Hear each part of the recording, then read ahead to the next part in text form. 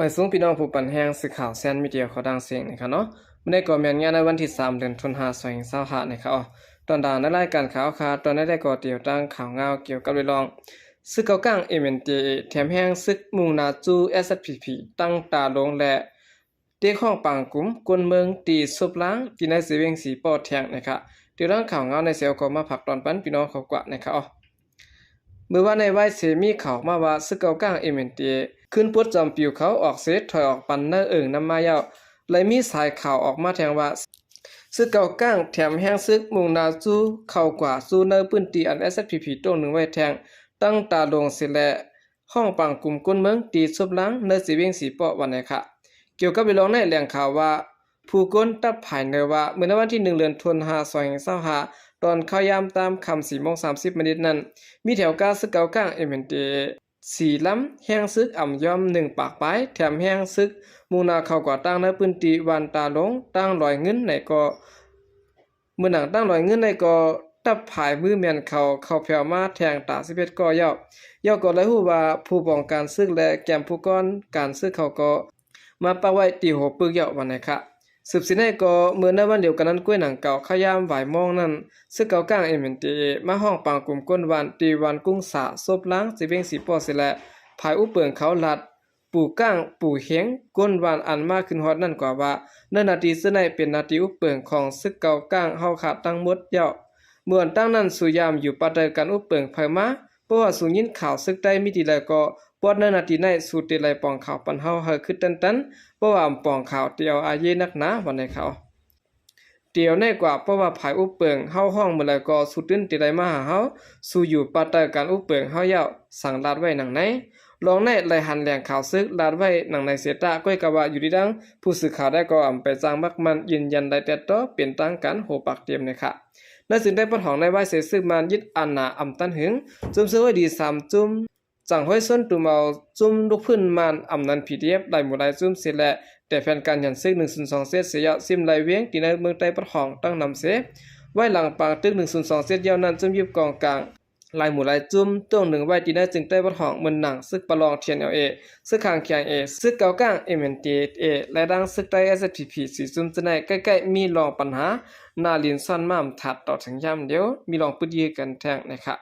จุ่มยิบกองกลางเศร้าคือสีจุ่มในเปลี่ยนไว้อ้วยลีมหามิกกันเสียมก้าเปลี่ยนป้าลูกจุ่ม FPNCC อันจุ่มซึ่งว่าเปลี่ยนผู้นำไว้นั้นเสียแล้วสั่งเขาเปลี่ยนปัญหาปางตึกกันเมื่อแล้วก็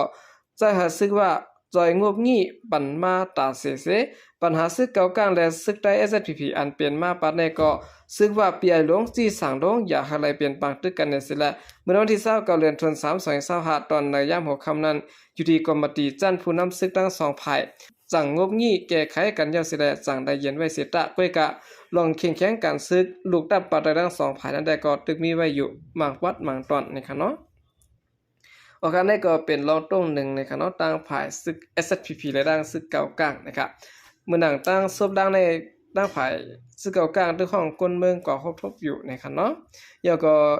ซึกเก่ากลางทุกแถมแห้งมุงนาจู SSPP ตั้งตาลงและห้องบางกลุ่มที่ซบล่างอยู่นะครับสืบสินเอาขาขึ้นมาถ่อมด้วยข่าวเงาเกี่ยวกับเรื่องเอี้ยนของสีซึกมันปล่อยหมากไพ่ไม้และเฮ็ดให้ไพ่ไม้ขึ้นเยตีเวียงเมืองป้ายกำพองนะครับกุมารปืนตีลาดว่าเมื่อวันที่1 เดือนธันวาคม2025ตอนเข้ายามหัวค่ำนั้นย้อนของสีซึ่งมันเอาหมากไผ่ไม้มาป้าเสียมกองลงยื้อเสวียงเมืองป้ายอันมีดินแก่แหลนดินใต้ย่างแหลงนั้นเสียและเฮ็ดให้เฮือนเยกุนเมืองกำพองและถูกไผ่ไม้กว่าวันนี้ค่ะกุมารปืนตีลาดเนี่ยว่าปิกซ้ำว่าเฮาขาไหลเงื่องไปเพซึกว่าอยู่เสียตะตั้งตึกไหลไม้ใสตั้งเฮือนย้อนว่ากูไผ่ไม้เป็ดเฮือนเยเฮาขานั่นวันนี้ค่ะ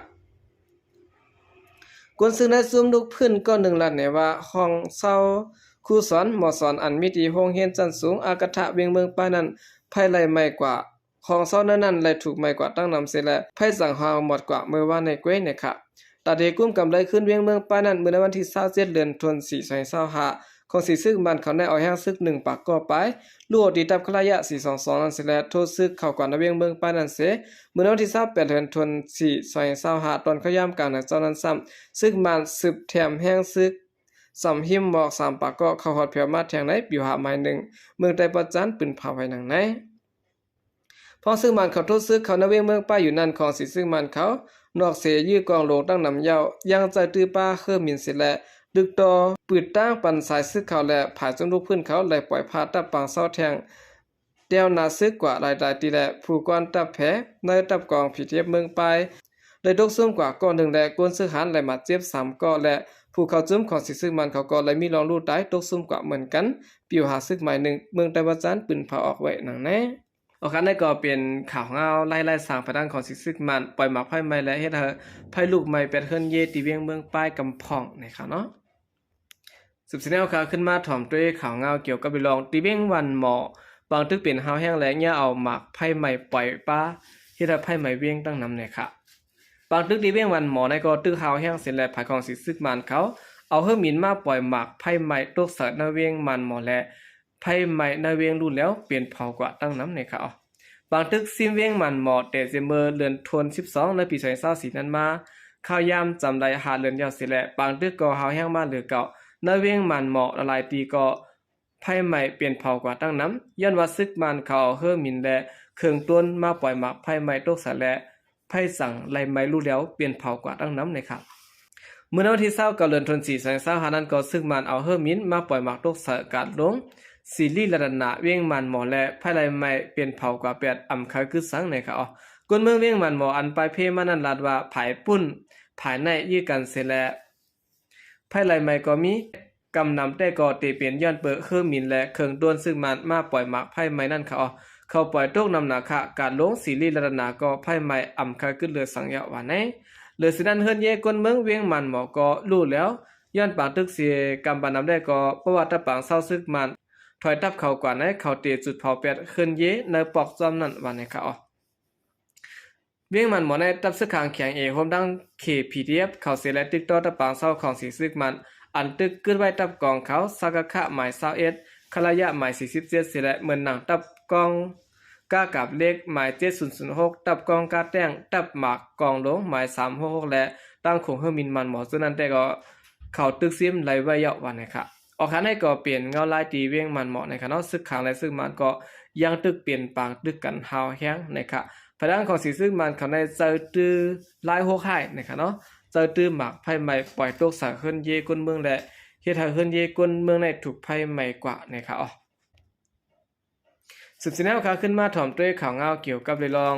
เจ้าเฮิรนถางเทิมก้นอันมาต่อยพักตูเฮิรนเปลี่ยนผู้ลักและมังโหกันตั้งข่าวเสแลตียอบได้2เกาะนะคะในวันที่30เดือนธันวาคม2025ปนมาในขย่ำกันในเจ้าหมอก3โมงมีคนจุ่ม1อ่ำฮู้เปลี่ยนเผอมาต่อยพักตูเฮิรนหลัง1ที่ในปอกหมายเสร็จเวียงลาเซียวเมืองใต้ปะหองเสแลเจ้าเฮิรนเขาก็ไล่ทางเทิมและจังไล่มังโหตียอบเขาขึ้นนะคะคนเมืองพื้นที่ก็1ลาดว่าก้นจนจะได้เต็มมีอยู่4ก็ค่ะมาต่อยพักตูเฮิรนเขาเจ้าเฮิรนเขาก็ทางเทิมสิแลมังโหกันตั้งเขาค่ะตียอบได้2ก็ค่ะลดกว่า2ก็และฮู้ว่าเขาในขี่กามาเลียบเตอ่างจนหรืออ่างลักก้วยเนี่ยค่ะคนมันในพื้นที่ก็1ล้านบาทที่เป้าหมาย10ก็มีคนกวาดต่อยพักตูเฮิรนเปิ้นหนังเก่าค่ะและฮู้ว่าเขาเปลี่ยนผู้ลักเขาไปเสลอเพราะว่าเหตุการณ์หากินเด้งต้องหยาบอยู่ยาวผู้ลักจักคุณก็เรื่องนำมาค่ะกูมือกูวันในประวัติยอบไหลเขาหมดได้ก็ติลีกะวันนี้ค่ะปนมาเมื่อในวันที่26เดือนธันวาคม2025นั้นก็เท่าซ้ายก็1ญาติจนพันตายตีเฮิรนเส้นดังหมาย10นาลิ้นหมาย1ปอกเก่าเวงลาเซียวเหมือนกัน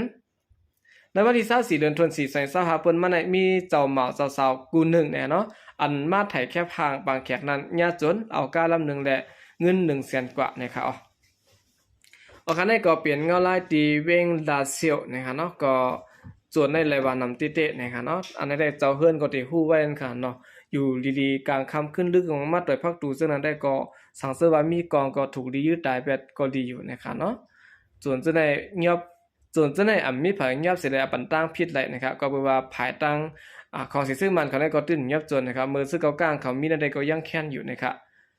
กำเดินสุดได้ก็ยินจมนับยามกุมถึงพี่น้องผู้กำเถียงปัญหาเขาดังเสียงอยู่ค่ะยินจมนับยามอย่านำเสข่าวใจก็เรียกมาส่งค่ะ